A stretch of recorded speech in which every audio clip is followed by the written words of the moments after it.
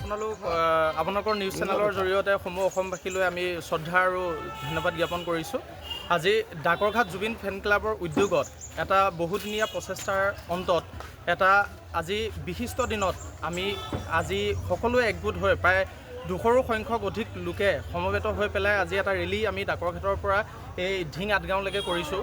আৰু ইয়াতে আমাৰ প্ৰতিষ্ঠিত ভাস্কৰ্য শিল্পী কলিতা তেখেতৰ তত্বাৱধানত আৰু আমাৰ ডাকৰঘাটৰে ভাস্কৰ্য শিল্পী হৰজিৎ সিঙৰ নেতৃত্বত ইয়াতে জুবিনদাৰ পূৰ্ণাংগ প্ৰতিমূৰ্তি ভাগ সুচাৰুৰূপে আৰু পুংখানুপুংখভাৱে ইয়াতে নিৰ্মাণ হৈছে।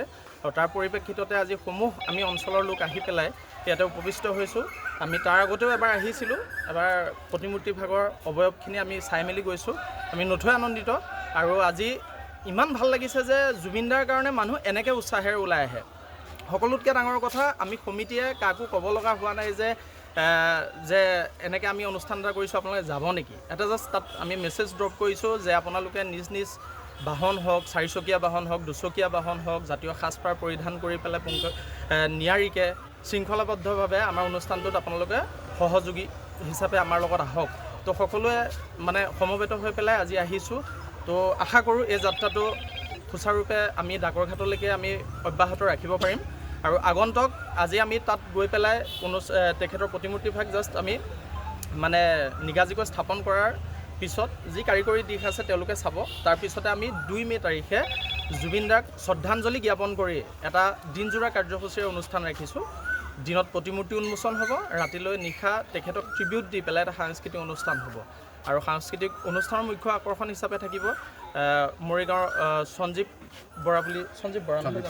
বৰা বুলি বিশিষ্ট যিজন সংগীত শিল্পী আছে। গতিকে সকলো লোকে সাদৰ সম্ভাষণ জ্ঞাপন কৰি আমি অনুৰোধ জনাইছোঁ উক্ত অনুষ্ঠানত আপোনালোকে গৈ পেলাই অনুষ্ঠানটো উপভোগ কৰি আপোনালোকৰ সহযোগিতা আৰু আপোনালোকে তাত মানে সকলো সমিলমিৰে অনুষ্ঠানটো মানে পূৰ্ণাংগ ৰূপত আপোনালোকৰ ওচৰত যাতে প্ৰতিফলিত কৰিব পাৰোঁ তাৰ বাবে আপোনালোকে আশীৰ্বাদ প্ৰদান কৰিব। কলিতা, মই প্ৰতিমূৰ্তি ভাগ বনাইছোঁ। ইয়াতে হয়তো কিবা ভুলভ্ৰান্তিও হ'ব পাৰে, সকলো যেন মাৰ্জনা কৰি দিয়ে।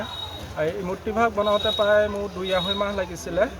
প্ৰায় যথেষ্ট কষ্ট হৈছে, মোৰ লগতো প্ৰায় 4-5জন মানুহ লাগি পেলাই এই কামভাগ কৰিছোঁ।